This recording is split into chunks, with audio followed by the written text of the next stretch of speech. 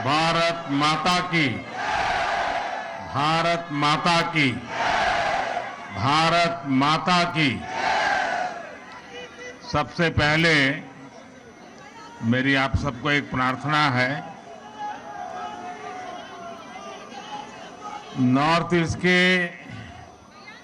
हमारे सभी भाइयों बहनों के सम्मान में, नॉर्थ ईस्ट के हमारे सभी नागरिकों के सम्मान में आप अपना मोबाइल फोन निकाल करके फ्लैश लाइट चालू कीजिए और नॉर्थ ईस्ट के सभी नागरिकों का अभिनंदन कीजिए। जिन जिन के पास मोबाइल है अपनी फ्लैश चला करके, ये नॉर्थ ईस्ट के नागरिकों का सम्मान है, ये नॉर्थ ईस्ट के देशभक्ति का सम्मान है, ये नॉर्थ ईस्ट का प्रगति के रास्ते पर जाने का सम्मान है। ये नॉर्थ ईस्ट के लोगों के सम्मान में आपने जो ये मोबाइल फोन के माध्यम से प्रकाश फैलाया है, ये प्रकाश उनके सम्मान में है, उनके गौरव में है। आपका मैं धन्यवाद करता हूं।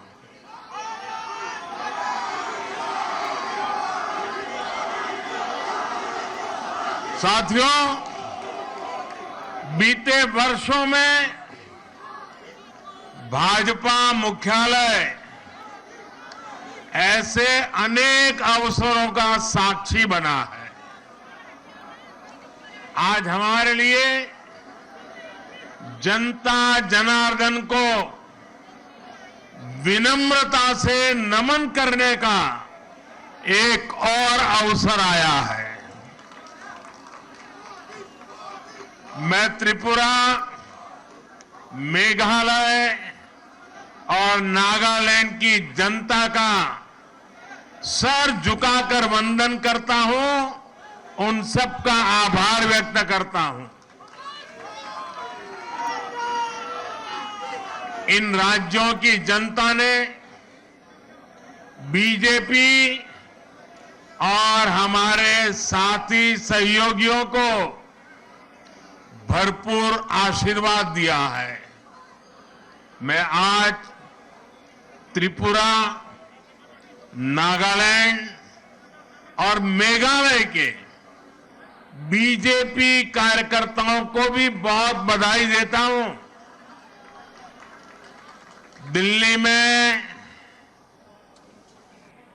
या हमारे अन्य इलाकों में बीजेपी का काम करना उतना कठिन नहीं है जितना नॉर्थ ईस्ट में है। वहां का कार्यकर्ता हमसे अनेक गुना मेहनत करता है और इसलिए वहां के कार्यकर्ता विशेष रूप से अभिनंदन के अधिकारी हैं।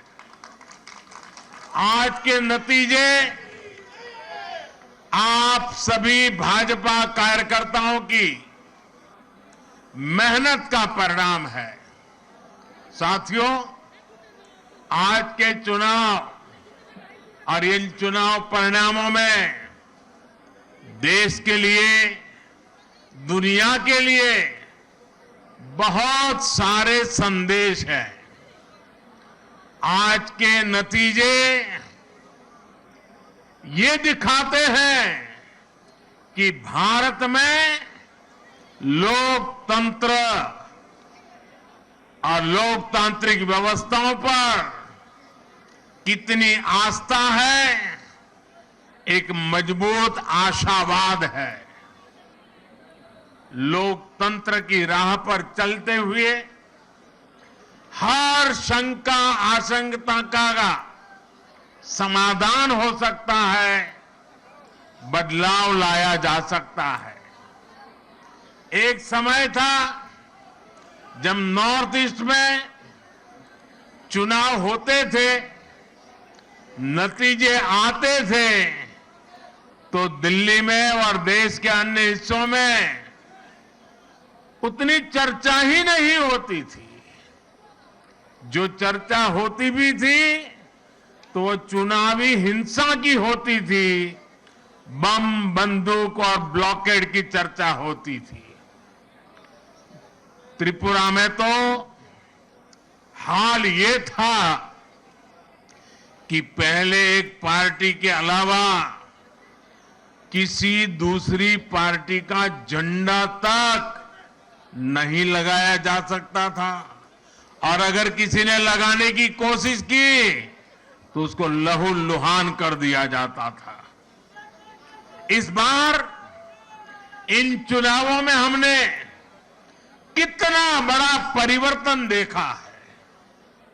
भाजपा ने नॉर्थ ईस्ट की राजनीति की दिशा ही नहीं, उसकी दशा ही नहीं, लेकिन एक आत्मविश्वास से भरा हुआ और नई दिशा पर चल पड़ा हुआ नॉर्थ ईस्ट हम देख रहे हैं।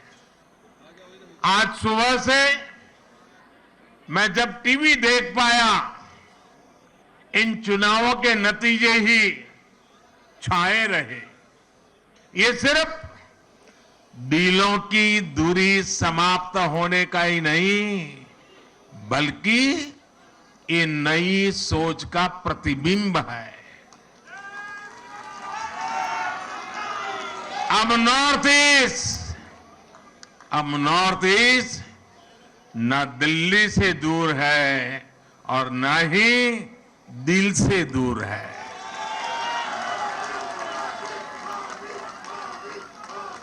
ये युग परिवर्तन का समय है।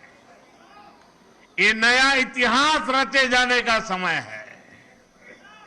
मैं नॉर्थ ईस्ट की शांति, समृद्धि और विकास का ये समय देख रहा हूं।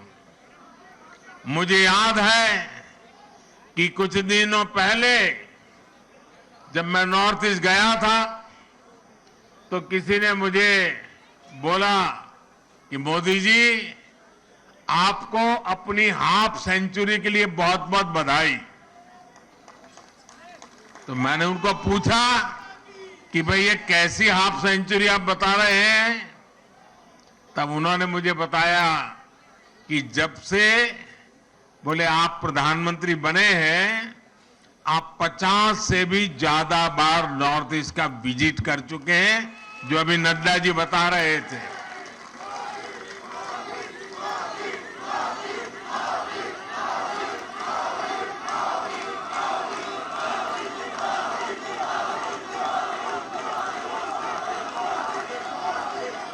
साथियों, सवाल बधाई का नहीं है, लेकिन जब एक नागरिक मुझे ये कह रहा था तब मैं अनुभव कर रहा था कि जाने मात्र से इसके दिल को कितना सुकून मिला है। नॉर्थ ईस्ट के राज्यों के दिलों में कितना प्यार उमड़ करके आया है, उसकी वो अभिव्यक्ति थी। और तब मुझे लगता था कि मेहनत कभी न कभी तो रंग लाती है।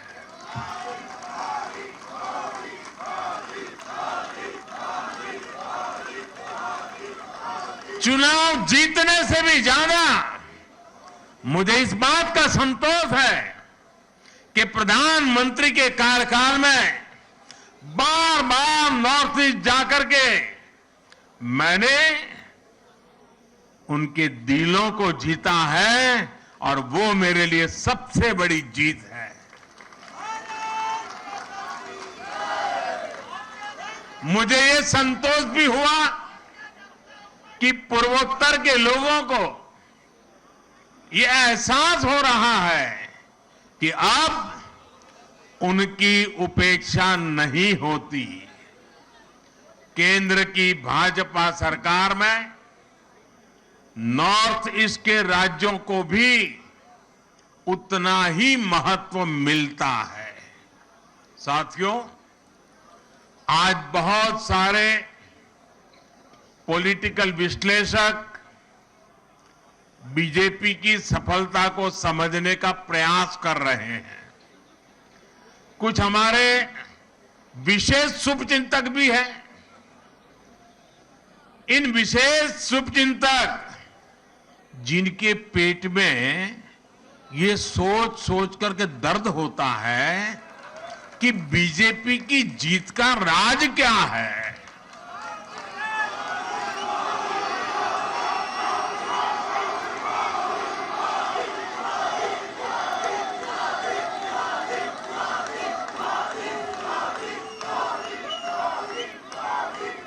साथियों, मैं ज्यादा तो टीवी देख नहीं पाता हूं, लेकिन मुझे लगता है कि शायद अब तक मैंने देखा नहीं है कि ईवीएम पर कोई गाली पड़नी शुरू हुई है कि नहीं हुई है। लेकिन ऐसे हर शुभचिंतक को मैं बीजेपी की सफलता का रहस्य बताना चाहता हूं। भाजपा के विजय अभियान का रहस्य छिपा है त्रिवेणी में। त्रिवेणी यानी 3 धाराओं का संगम। इस त्रिवेणी की पहली शक्ति है भाजपा सरकारों का कार्य। इस त्रिवेणी की दूसरी शक्ति है भाजपा सरकारों की कार्य संस्कृति, और इस त्रिवेणी की तीसरी शक्ति है भाजपा के कार्यकर्ताओं का सेवा भाव।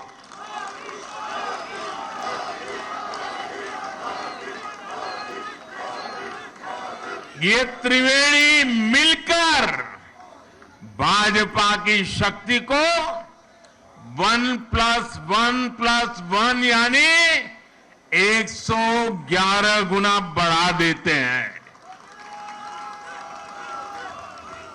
हमने देश को एक नई राजनीति दी है, राजनीति की एक नई संस्कृति दी है। हमने सबका साथ, सबका विकास, सबका विश्वास और सबका प्रयास, एक नया विकास मॉडल देश को दिया है। हमारे काम के तौर तरीकों में कोई भेदभाव नहीं होता। हम सबके विकास में भरोसा करते हैं। हम सबके लिए सेवा भाव से काम करते हैं। हमारी प्रेरणा है एक भारत श्रेष्ठ भारत। भाजपा का विकास मॉडल देश हित को सर्वोपरि रखता है। हमारे लिए देश प्रथम है, देशवासी प्रथम है। साथियों, हमारे देश में हमेशा से एक और पॉलिटिकल मॉडल रहा जिसमें पहले ऐसा कहते थे कि जो दूरदृष्टा होते हैं, स्टेट्समैन होते हैं, वो आने वाली पीढ़ियों का सोचते हैं, और पॉलिटिशियन के लिए कहा जाता था कि वो अगले चुनाव का सोचते हैं। तो मुझे किसी ने एक बार कहा, तो मैंने कहा अब कहावत और बदल गई है। बोले क्या?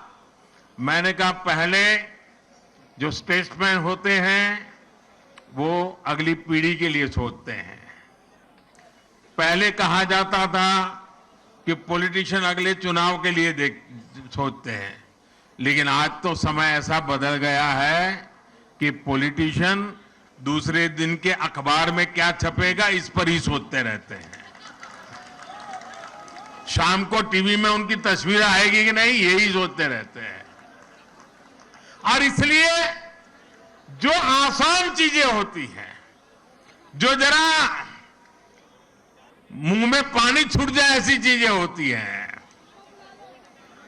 और जिससे लोगों को आसानी से गुमराह किया जा सकता है, उसी मॉडल पर चलने की फैशन बढ़ रही है। राजनीति के इस मॉडल में कठिन लक्ष्यों को हाथ ही नहीं लगाया जाता था, तब समस्याओं को ऐसे टाल दिया जाता था जैसे उनका कोई अस्तित्व ही नहीं है, समस्या की तरफ देखना ही नहीं। ये पॉलिटिकल मॉडल कठिनाइयों का हल नहीं करता था, बल्कि लोगों के जीवन को लंबे समय के लिए कठिनाई में जीने के लिए मजबूर कर देता था। भाजपा ने इस अप्रोच को पूरी तरह बदल दिया है। हम सबसे कठिन चीजों को हल करने के लिए कठिन से कठिन मेहनत करते हैं और तमाम मुश्किलों के बावजूद समाधान के जो भी रास्ते मिले उन रास्तों पर चलने का ईमानदारी से प्रयास करते हैं। हम ये नहीं देखते कि इस काम को करना कितना मुश्किल होगा, बल्कि हम ये देखते हैं कि अगर हमने इस काम को नहीं किया तो लोगों का जीवन और कितना मुश्किल हो जाएगा। हमें दर्द होता है, हमारी नींद चली जाती है। नॉर्थ ईस्ट का उदाहरण ही हमारे सामने है। आजादी के 7 दशकों बाद भी नॉर्थ ईस्ट के हजारों गांवों तक बिजली नहीं पहुंची थी। साथियों, क्या 21वीं सदी में बिना बिजली की जिंदगी कोई कल्पना कर सकता है? पहले की सरकारों ने देखा कि वहां तक बिजली पहुंचाना कठिन काम है, इसलिए उन गांवों को अंधेरे में छोड़ दिया गया। नॉर्थ ईस्ट के लोगों को घर, पक्के घर, उनको नल से जल, उनके घरों में गैस का कनेक्शन ये उपलब्ध कराने ये पहले की सरकारों के काम की सूची में ही नहीं था, क्योंकि उनके लिए न तो उन क्षेत्रों की परवाह थी और न ही ऐसे कठिन कामों को करने का हौसला था। एयरपोर्ट, हाईवे, रेलवे, ये कनेक्टिविटी नॉर्थ ईस्ट में इन चीजों के विकास को भी कठिन मान लिया गया था। पहले की सरकारें कठिनाइयों से बचती रही और इसकी वजह से हर परियोजना में देरी होती रही। हमने इन परियोजनाओं को पूरा किया और लगातार मेहनत कर रहे हैं। हमारे ऐसे ही प्रयासों की वजह से आज देश पहली बार गरीबी के खिलाफ इतनी मजबूती से लड़ रहा है। और मुझे तो खुशी है कि मेरा गरीब भाई भी गरीबी को खत्म करने के लिए मेरे साथ कंधे से कंधा खड़ा लगा करके मेहनत कर रहा है। इसलिए आज भारत के विकास और उसकी रफ्तार की तारीफ पूरी दुनिया में हो रही है। हो रही है कि नहीं हो रही है? चारों तरफ गुंज सुनाई दे रही है कि नहीं सुनाई दे रही है? साथियों, भाजपा के विजय अभियान में जो हमारी त्रिवेणी की तीसरी शक्ति है, शिव जी के भी कहते हैं ना, तीसरा नेत्र सबसे सामर्थ्यवान माना जाता है। ये हमारी जो तीसरी शक्ति है, वो तीसरी शक्ति हमारे भाजपा के कार्यकर्ता है और मैं उनको बार बार नमन करता हूं।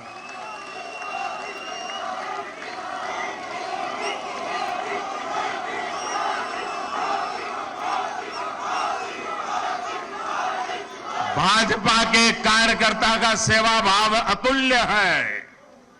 भाजपा के कार्यकर्ता का श्रम और समर्पण अतुल्य है। भाजपा के कार्यकर्ता की पहचान उसके अनुशासन से होती है। हमारी पार्टी ने बड़ी से बड़ी मुश्किलों को देखा है, हमने कठिन से कठिन परिस्थितियों का सामना किया है, लेकिन हमारे कार्यकर्ता ने मुश्किल से मुश्किल हालातों में भी पार्टी का झंडा बुलंद रखा है। भाजपा जब कदम बढ़ाती है तो उसे रोकने के लिए उसके कार्यकर्ताओं को प्रताड़ित किया जाता है, उनके खिलाफ हिंसा की होती है, लेकिन वो राष्ट्र के लिए, राष्ट्र निर्माण के लिए संकल्पित होते हैं। इसलिए वो त्याग की पराकाष्ठा से पार्टी के कदमों को और देश के सपनों को कभी भी टूटने नहीं देते हैं, निरंतर आगे बढ़ते रहते हैं। जिस पार्टी के पास कार्य हो, कार्य संस्कृति हो और ऐसे समर्पित कार्यकर्ता हो, उसके लिए कुछ भी असंभव नहीं है। साथियों, आज मुझे ये देखकर भी खुशी है, हर चुनाव के साथ साथ देश की बहनों बेटियों का सुरक्षा कवच बीजेपी के लिए मजबूत होता जा रहा है। त्रिपुरा की, नॉर्थ ईस्ट की बहनों को भी मैं इस भरोसे के लिए विशेष आभार व्यक्त करता हूं। ये बीजेपी का सौभाग्य रहा है कि हमने नागालैंड को पहली राज्यसभा सांसद एक महिला को देकर के शुभ शुरुआत की। आज नागालैंड में तो पहली बार महिला उम्मीदवार चुनाव जीतकर विधानसभा पहुंची है। ये हम सभी के लिए, पूरे देश की माताओं बहनों के लिए गौरव की बात है। बीजेपी महिलाओं के सशक्तिकरण के लिए प्रतिबद्ध है। पीएम आवास योजना में महिलाओं के नाम घर हो, जल जीवन मिशन के तहत हर घर पाइप से पानी पहुंचाना हो, गरीब कल्याण योजना के तहत मुफ्त राशन देना हो, आयुष्मान भारत योजना के तहत 5 लाख रुपए तक का मुफ्त इलाज देना हो, मुद्रा योजना के माध्यम से बिना गारंटी लिए 10 लाख रुपए तक की मदद हो, ऐसी अनेक योजना का लाभ नॉर्थ ईस्ट की लाखों बहनों को हुआ है। इसलिए उनका भरोसा भाजपा पर लगातार सशक्त हो रहा है। ऐसे समय में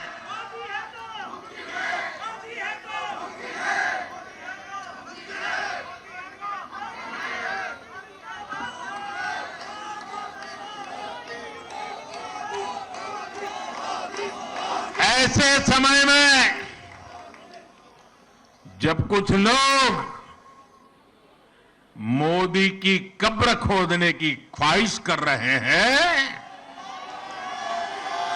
जहां मौका पड़ता है कमल खिलता ही जा रहा है, खिलता ही जा रहा है।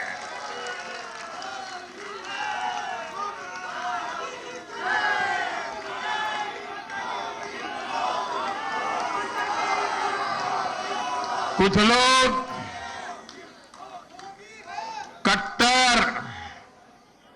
कट्टर की पहचान में लगे हुए हैं। वो हर काम बेईमानी भी कट्टरता से करते हैं। ये कट्टर लोग कहते हैं मर जा मोदी, वो कहते हैं मर जा मोदी। देश कह रहे हैं मत जा मोदी, मत जा। मोदी मत जा। साथियों, आज के चुनाव नतीजों के बाद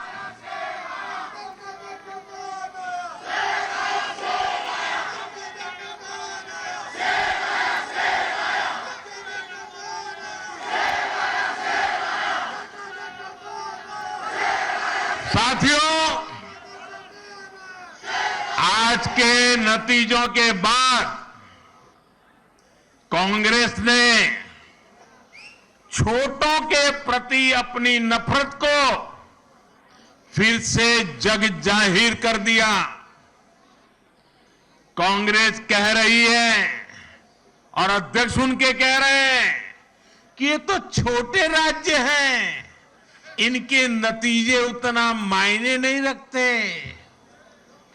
जब दिल में ही भारत को जोड़ने की भावना ना हो तो ऐसे बोल निकलते ही है। ये इन राज्यों के लोगों का अपमान है, जनमत का अपमान है। छोटे राज्यों को इस तरह तिरस्कार की भावना से देखकर कांग्रेस बहुत बड़ी गलती कर रही है। इसी सोच की वजह से कांग्रेस ने हमेशा देश के गरीब को छोटा समझा, देश के दलित, पिछड़ों, आदिवासियों को छोटा समझा। कांग्रेस ने हमेशा संख्या बल को, वोट बैंक को देखते हुए राजनीति की है। यही मानसिकता है जिसने आजादी के बाद देश का बहुत बड़ा नुकसान किया है। जब हमारी सरकार ने गरीब के लिए शौचालय बनाए तो कांग्रेस उसे छोटा काम कहती रही। जब हमने गरीब के बैंक खाते खुलवाए तो कांग्रेस ने उसे भी छोटा काम बताया। जब हमने सफाई अभियान चलाया कांग्रेस ने छोटा काम मानकर उसका भी मजाक उड़ाया। मैं कांग्रेस से कहना चाहता हूं, छोटे लोगों से, छोटे राज्यों से यही नफरत आपको आगे भी चुनाव में डुबोने जा रही है। आज नॉर्थ ईस्ट के नतीजों ने बीजेपी के खिलाफ वर्षों से चलाए जा रहे एक और प्रोपेगेंडा को भी ध्वस्त कर दिया है। आप सभी जानते हैं कि कुछ विरोधी दलों ने और उनके इकोसिस्टम ने हमेशा भाजपा पर एक लेबल चिपकाने की कोशिश की है। शुरुआत में बीजेपी को बनिया पार्टी कहा गया, हिंदी पट्टी की पार्टी कहा गया, फिर कहा गया कि बीजेपी सिर्फ शहरी मिडिल क्लास की पार्टी है और गांवों में कोई आधार नहीं है। समय के साथ इन सारे मिथकों को बीजेपी ने तोड़ दिया, लेकिन इसके साथ ही विरोधी दल ये कहने लगे कि आदिवासी क्षेत्रों में बीजेपी को उतना समर्थन नहीं है। पिछले 10 सालों में हमने इस भ्रम को भी तोड़ दिया है। आज देश का आदिवासी समाज ही नहीं, दलित और पिछड़े भी भाजपा के साथ है। अभी हमने गुजरात चुनाव में भी देखा है कि कैसे आदिवासी पट्टे में भाजपा को जबरदस्त जीत मिली है। साथियों, हमारे यहां बरसों तक माइनॉरिटीज को भी बीजेपी का डर दिखाया गया, देश विदेश में प्रोपेगेंडा चलाया गया, लेकिन अपप्रचार की इस झूठ की पोल गोवा के लोग खोलते रहे हैं। अब नॉर्थ ईस्ट के लोग भी इस झूठ की पोल खोलने में जुट गए हैं। नागालैंड और मेघालय में जहां बहुसंख्यक आबादी हमारे क्रिश्चियन भाई बहनों की है, वहां बीजेपी के लिए इतना जबरदस्त समर्थन लगातार बढ़ रहा है। वहीं नागालैंड में लगातार दूसरी बार हमें गठबंधन को आशीर्वाद मिला है। गोवा में भाजपा लगातार जीत पर जीत का रिकॉर्ड बना रही है। मैं जानता हूं जैसे जैसे कुछ दलों द्वारा फैलाए इस झूठ का पर्दाफाश होगा, वैसे वैसे भाजपा का और विस्तार होता जाएगा। साथियों, कुछ दलों द्वारा पर्दे के पीछे गठबंधन करके भाजपा को बाहर रखने का खेल भी आज देश देख रहा है। जनता देख रही है कि कैसे ये राजनीतिक दल उसके साथ, नागरिकों के साथ, जनता जनार्दन के साथ छल कपट कर रहे हैं। एक राज्य में दोस्ती और दूसरे राज्य में कुश्ती, ऐसा करने वाले राजनीतिक दलों का असली चेहरा जनता के सामने आ चुका है। केरला की जनता भी ये देख रही है कि कैसे लेफ्ट और कांग्रेस दूसरे राज्यों में गठबंधन करते हैं और केरला में एक दूसरे के खिलाफ होने का ढोंग रचाते हैं। सच्चाई यही है कि ये दोनों मिले हुए हैं, दोनों मिलकर केरला को लूट रहे हैं।